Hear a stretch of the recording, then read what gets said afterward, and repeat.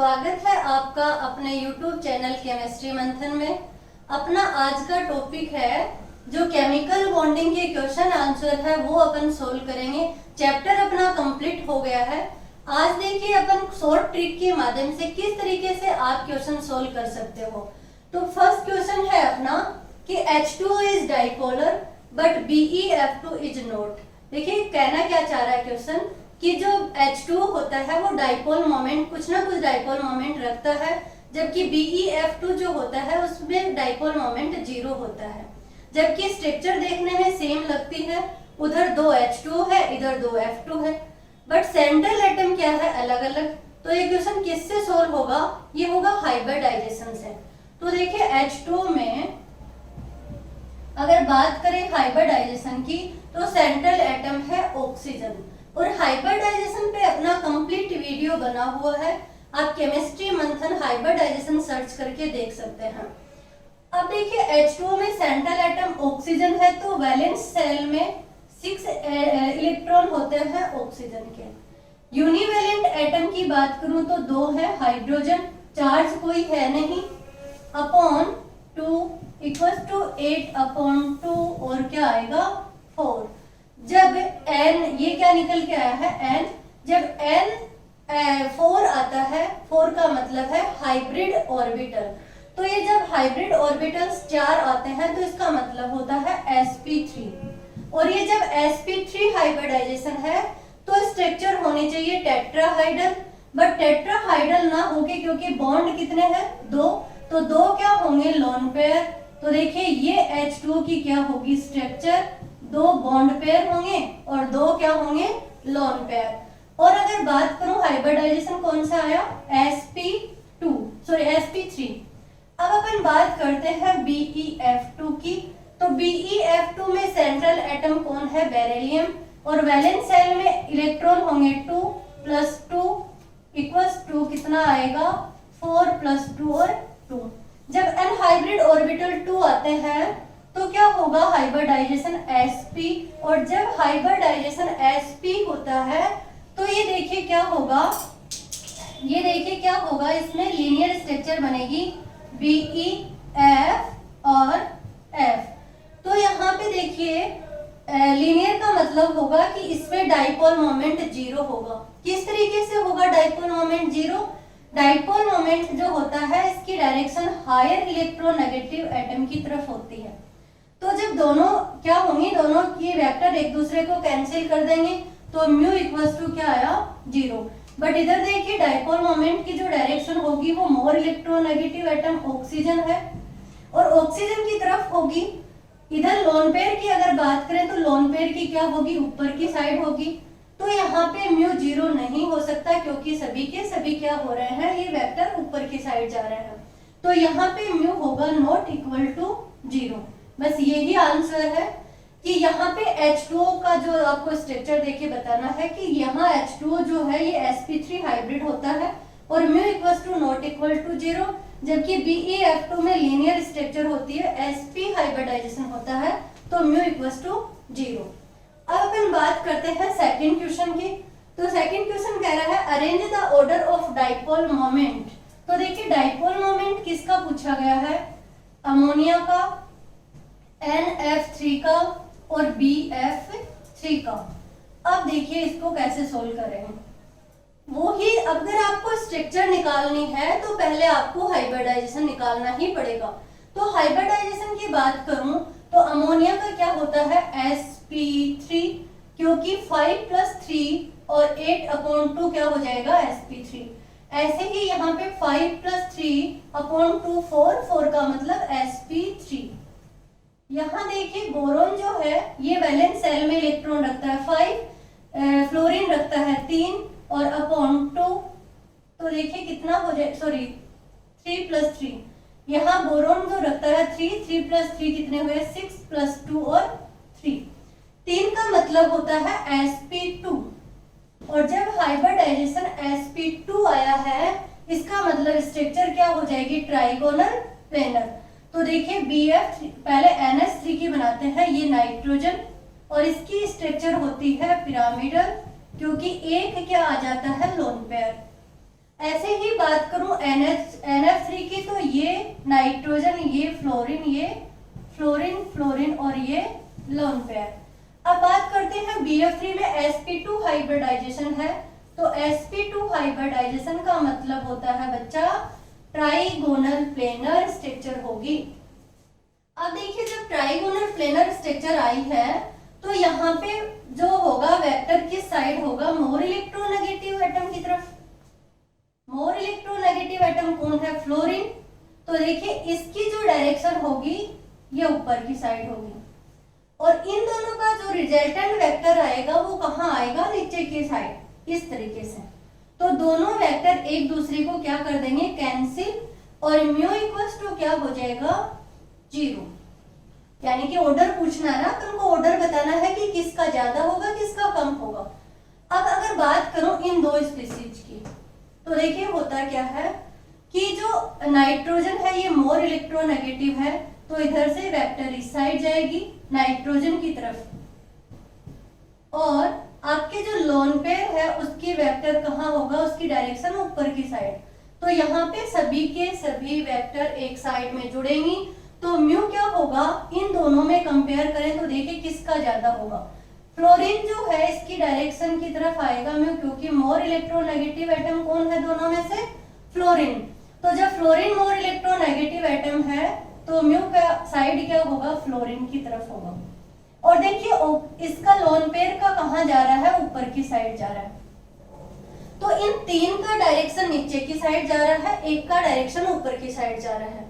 तो यहाँ पे म्यू क्या नहीं होगा, 0 तो नहीं होगा, क्योंकि ये तीन मोर इलेक्ट्रोनेगेटिव ज्यादा एटम नीचे की साइड है, तो इनका जो रिजल्टेंट आएगा वो दोनों 0 तो नहीं आएगा। बट आप बता सकते हैं कि इस दोनों में से किसका ज्यादा दिख रहा है। बच्चा देखिए ये जो है ये सबकी सब डायरेक्शन ऊपर की साइड जा रहे हैं, बट यहाँ पे कुछ ना कुछ कैंसिल हो रहा है, इसका मतलब यहाँ पे म्यू किसका ज्यादा होगा, अमोनिया का। अब ऑर्डर आ गया, देखिए किसका कैसे ऑर्डर निकला है, अमोनिया सबसे ज्यादा, फिर NF3 और फिर BF3। तो देखिए अपन बात करें कि ऑर्डर की, तो ये ऑर्डर आपका निकल के आता है। यहाँ पे अपन देखें अमोनिया, फिर NF3, फिर BF3 का म्यू हो जाएगा 0। अब थर्ड क्वेश्चन देखते हैं क्या कह रहा है कि इंक्रीजिंग ऑर्डर ऑफ स्टेबिलिटी। अब इसमें स्टेबिलिटी कैसे निकालेंगे, अगर आप लग गए MOT निकालने, MOT लिखोगे तो बच्चा MOT में तो पूरा दिन निकल जाएगा इन सब का आपको निकालते। बट अपन देखेंगे कैसे, मैंने आपको एक शॉर्ट ट्रिक बताई थी कि जब 14 इलेक्ट्रॉन होते हैं तो बॉन्ड ऑर्डर कितना आता है, 3। तो ये जो स्टेबिलिटी निकलेगी ये बॉन्ड ऑर्डर से निकलेगी, और वो बॉन्ड ऑर्डर देखिए अपन किस तरीके से देखेंगे। मैंने आपको बताया कि जब बॉन्ड 14 इलेक्ट्रॉन होते हैं, टोटल इलेक्ट्रॉन है, तो देखिए बॉन्ड अगर ये 14 इलेक्ट्रॉन, ये 15, ये 15, 16, 17, 18 इस तरीके से, 13, 12, 11 इस तरीके से। तो बॉन्ड अगर टोटल इलेक्ट्रॉन 14 होंगे तो बॉन्ड ऑर्डर कितना आएगा, 3। और इधर से भी क्या किया था, 0.55 डिक्रीज, और इधर भी 0.55 डिक्रीज। तो ये हो जाएगा 2.5, ये 2.0, ये 1.5, और ये क्या हो जाएगा आपका 1, ये 1.5 और ये 1। ऐसे ही बात करूं 13 की तो 2.5, 2.0 और 1.5, और अगर इलेक्ट्रॉन 10 हो तो 1। इस तरीके से अपन क्या करेंगे देखना, अगर ये O2+2 है तो इसमें कितने इलेक्ट्रॉन होंगे, तो O2+2, तो ऑक्सीजन में होते हैं 16 इलेक्ट्रॉन, और इसमें +2 का मतलब होता है बच्चा 2 इलेक्ट्रॉन क्या किए, इसने लूज कर दिए। तो जब 2 इलेक्ट्रॉन निकाले हैं तो इलेक्ट्रॉन कितने बचे हैं, -2, तो इलेक्ट्रॉन बचे हैं 14। जब इलेक्ट्रॉन इसके पास में 14 होंगे तो बॉन्ड ऑर्डर कितना होगा, 3। तो देखिए बॉन्ड ऑर्डर हो जाएगा 3। और अगर बात करें O2+ की, तो O2+ में देखिए 16 में से एक गया 15, और 15 इलेक्ट्रॉन होंगे तो बॉन्ड ऑर्डर कितना होगा, 2.5, ये हो जाएगा 2.5। ये O2 में पता है एक ऑक्सीजन में 8 इलेक्ट्रॉन, तो 2 ऑक्सीजन में 16 इलेक्ट्रॉन, और जब इलेक्ट्रॉन 16 होंगे तो बॉन्ड ऑर्डर 2.0, तो ये हो जाएगा 2। अब बात करते हैं O2 माइनस की, तो O2 माइनस का मतलब 16 और एक माइनस है, इसका मतलब एक और क्या हो गया, ऐड हो गया, तो ये होगा 17 इलेक्ट्रॉन, और जब इलेक्ट्रॉन 17 होते हैं तो बॉन्ड ऑर्डर होता है 1.5। अब देखिए यहाँ पे बात करते हैं O2 माइनस 2 की, तो 16 और 16 में माइनस 2 है, इसका मतलब 2 और ऐड हो गया, तो 16 प्लस 2 कितने हुए, 18, और बॉन्ड ऑर्डर हो जाएगा 1। अब बच्चा यहाँ पे आपको ये क्या लिखा मैंने, बॉन्ड ऑर्डर, तो देखिए जब बॉन्ड ऑर्डर ये निकल के आया है तो स्टेबिलिटी क्या होती है, बॉन्ड ऑर्डर जो है, यानी कि मैं कहूं आपको बॉन्ड ऑर्डर डायरेक्टली प्रोपोर्शनल होता है स्टेबिलिटी के, बॉन्ड ऑर्डर डायरेक्टली प्रोपोर्शनल है स्टेबिलिटी के।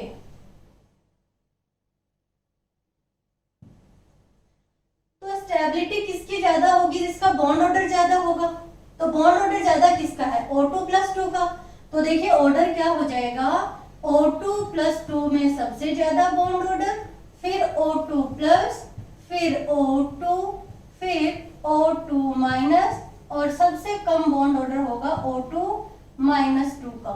ये देखिए बॉन्ड ऑर्डर का क्या आएगा, अरेंज, इस तरीके से करेंगे अपन बॉन्ड ऑर्डर। MOT बनाओगे तो बहुत ज्यादा टाइम लगेगा, ये शॉर्ट ट्रिक से क्या करोगे, टोटल इलेक्ट्रॉन कैलकुलेट करो, और टोटल जब कैलकुलेट कर लिया आपने इलेक्ट्रॉन, तो उसमें बॉन्ड ऑर्डर निकालना है आपको, और बॉन्ड ऑर्डर जितना ज्यादा होगा स्टेबिलिटी भी उतनी ही ज्यादा होगी। अगर यहाँ पे आपको बॉन्ड ऑर्डर ना पूछ के, यानी कि स्टेबिलिटी पूछ सकता है, बॉन्ड ऑर्डर पूछ सकता है, या फिर आपसे बॉन्ड लेंथ पूछ लेता, तो बॉन्ड लेंथ पूछेगा तो क्या हो जाएगा, इसका उल्टा हो जाएगा, यानी कि जो बॉन्ड लेंथ होती है वो इनवर्सली प्रोपोर्शनल होती है। तो बॉन्ड लेंथ क्या है, बॉन्ड ऑर्डर के इनवर्सली प्रोपोर्शनल है। अब अपन बात करते हैं थर्ड क्वेश्चन की, कि नेक्स्ट क्वेश्चन की PCl5 is stable but NCl5 is not.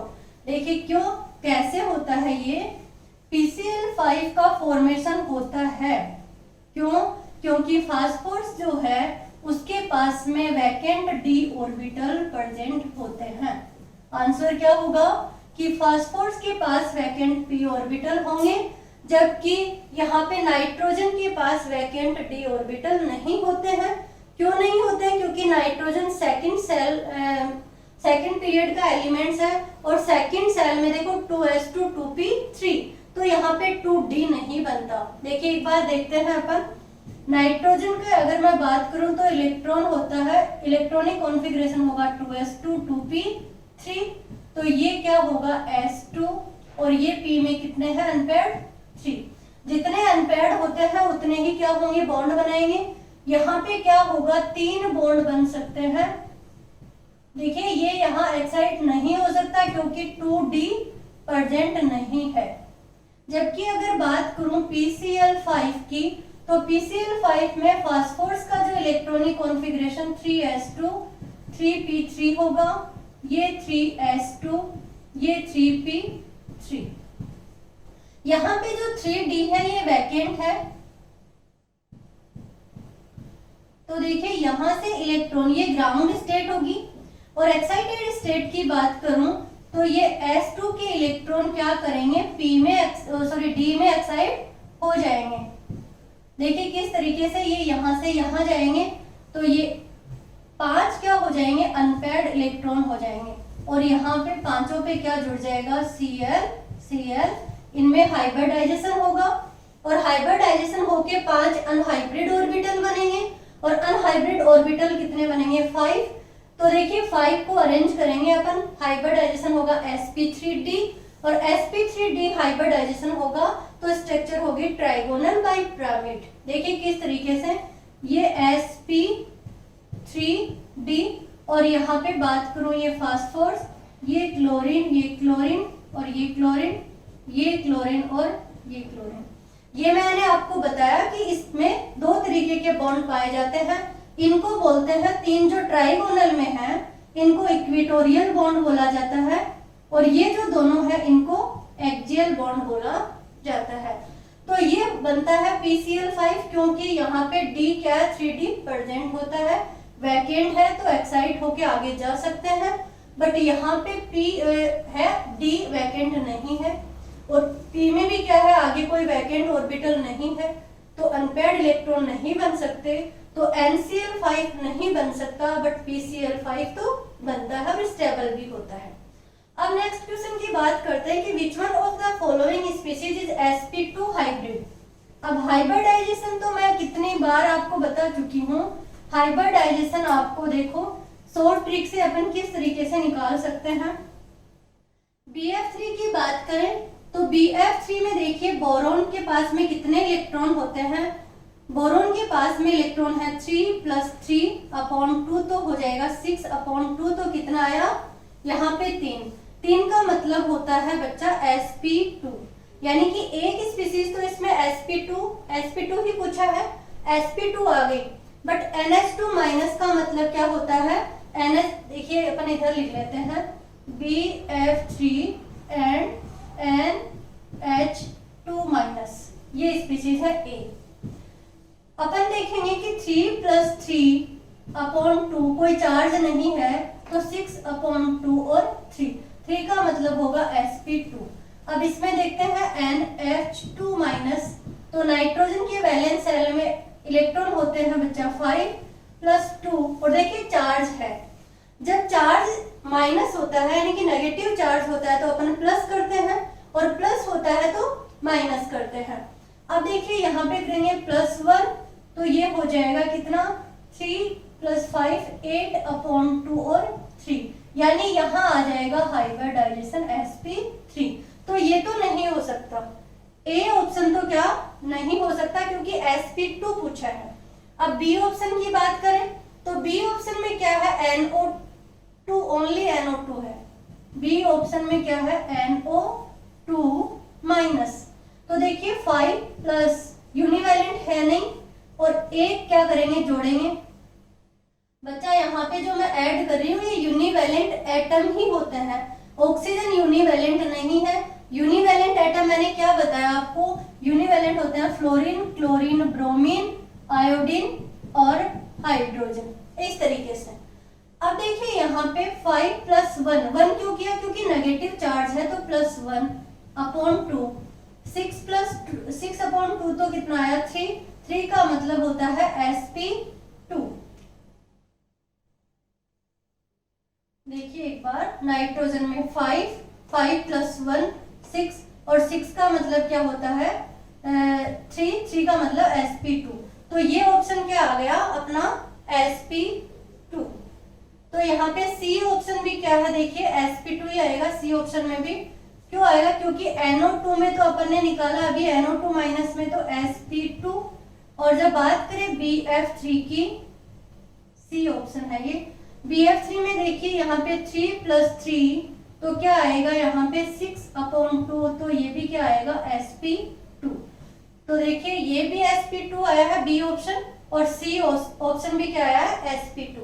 अब D की बात कर लेते हैं, तो D में अपन निकाल चुके हैं NH2 माइनस, तो NH2 माइनस में क्या है sp2, तो ये तो sp3, तो जब ये sp3 आ गया तो ये ऑप्शन तो नहीं हो सकता, और वैसे भी H2O में क्या होता है sp3 हाइब्रिडाइजेशन होता है। तो इसमें A ऑप्शन में एक का sp3 आ रहा है तो ये नहीं होगा। B में क्या आ रहा है sp2 आ रहा है, तो B ऑप्शन सही है sp2 के लिए, और C में भी दोनों का क्या आ रहा है sp2 आ रहा है, तो ये भी क्या है सही है। D में एक दोनों का ही क्या आ रहा है sp3 आ रहा है, तो ये D ऑप्शन भी नहीं हो सकता। आपसे पूछा है कि इस जो स्पीशीज है इनमें कौन सा sp2 हाइब्रिडाइजेशन रखता है। अब नेक्स्ट क्वेश्चन है कि bond present in CuSO4 5H2O। तो देखिए ये क्या है, कॉम्प्लेक्स कंपाउंड है CuSO4 और क्या 5H2O। तो इसमें बॉन्ड पूछे हैं कि कितने तरीके के बॉन्ड प्रेजेंट होते हैं इस कंपाउंड के अंदर। तो देखिए अपन इसको, ये है CuSO4 और 5H2O। किस तरीके से अपन देखेंगे कि इसमें कितने बॉन्ड होते हैं। तो देखिए बच्चा, ये इस तरीके से लिखा जाता है Cu+4+2। अब देखिए सल्फर जो है, सल्फर है SO4 2-।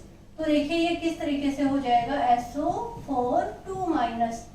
तो ये ऑक्सीजन, ये ऑक्सीजन,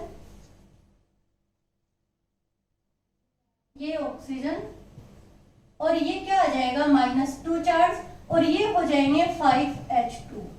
इस तरीके से अपन देख सकते हैं।